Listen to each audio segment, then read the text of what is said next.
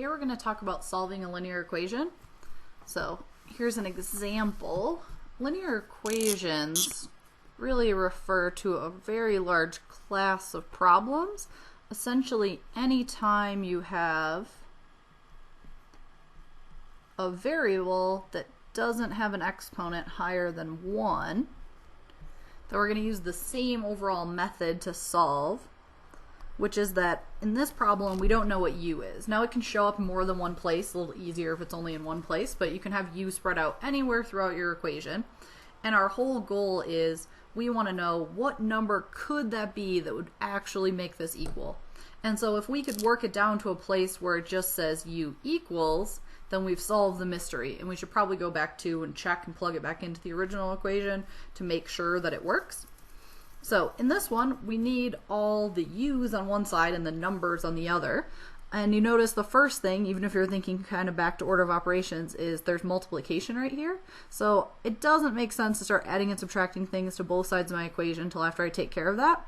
Another thing that doesn't seem like a big deal here, but I find to be helpful, is if you draw a little line down the middle of your problem where your equal sign is and try to keep your equal sign on that line, it helps to kind of visually separate the left and right hand side of the equation, because we know our one overreaching rule is we can do anything we want as long as we do it to both sides of the equation. Sometimes when the equation gets really big, you can kind of accidentally do the same thing on both sides and not realize it, so the line can be useful. Whereas this equation isn't too big, so it won't be as big of a deal. So like we said, first thing we're going to do here is distribute. So that means all of this stuff I need to just copy down. Sometimes I like to do the copying down stuff first and then the work stuff after, because theoretically just copying something down should be easier. But sometimes you get so bogged down in the work, you copy something down wrong. So we're not doing anything with the left-hand side yet, so I'll just copy it. And now we're going to distribute. Negative 3 times u is negative 3u, and negative 3 times positive 7 is negative 21.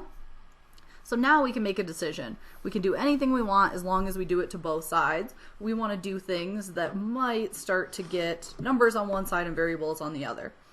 So say if I wanted to get rid of negative 3u, I could add 3u. If I wanted to get rid of negative 6u, I could add 6u. Totally up to you. Sometimes, if I have the choice, I like to do the one that leaves me with a positive. It doesn't make a difference, you'll get the same answer no matter what. You just like dealing with positive numbers sometimes more often. So if I add 6u to both sides, negative 3 plus 6 is positive 3u. And I haven't touched this minus 21. Over here, negative 6u plus 6u adds to 0. So I don't have to write the 0 if I don't want to. All I'm left with then is the negative 33. So now at least all my u's are on the right, which tells me, hey, I probably want all my numbers on the left. So I could add 21 to both sides. And so these two will cancel. Negative 21 plus 21 adds to 0. So I'm just left with 3u. So notice I'm doing the kind of the easier copy down part first, and then the part where I actually have to do some work second. So negative 33 plus 21. So picture on the number line, I'm way over at negative 33 in negative territory. I'm adding a positive number, which means I'm moving to the right. So if I have opposite signs, it's really like I'm subtracting them, but I might want to decide before I do that, I know my answer is going to be negative. How do I know that? Well, negative 33 is bigger than 21, so I'm so far over in negative territory, I'm still going to end up in negative territory when I add 21 or move 21 units to the right, just not as far. So the difference of these two numbers, 3 minus 1 is 2, and 3 minus 2 is 1. So I end up at negative 12, and you can check 12 and 21 add to 33. All right, so I'm nearly finished.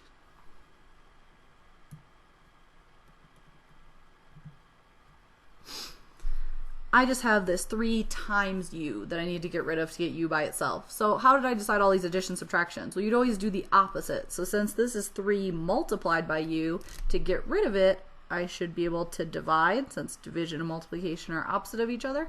So 3 divided by 3 gives me 1u, which is what I wanted. I wanted u all by itself. I'm on the edge of the page, so I'm going to write over here. So u equals, and negative 12 divided by 3 is negative 4. Then here's a really big, sometimes overlooked step, is after we get the answer u is negative 4, our goal was to solve the mystery of this original equation. What could u be that would make this work? So to check and make sure that I actually got a number that worked, it'd be a good idea now to take my original equation and plug -4 back in there and make sure that it works.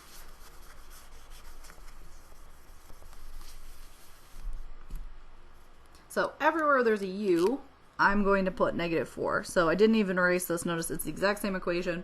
We're just trying to fill in where u used to be. So we have the answer. This is us checking our answer. So if I put -4 here, this will say -6 times u, which is -4, minus 33 equals -3, -4 plus 7. Just replace it where u used to be. So now I can do stuff order of operations on both sides. -6 times -4 is positive 24. And then I can do what's in the parentheses first here, so I don't have to distribute. You can, you should get the same thing either way. But -4 plus 7 is positive 3, since 7's the bigger number. So this said -3 times what's in the parentheses is 3. So this says -9. 24 minus 33, you want the difference of those two numbers. So 24, if I did 33 minus 24, I would get 9, but I know it's negative because -33 is the bigger number there. So it looks like not only did I find an answer of -4, I also checked to make sure that that answer works, and it does.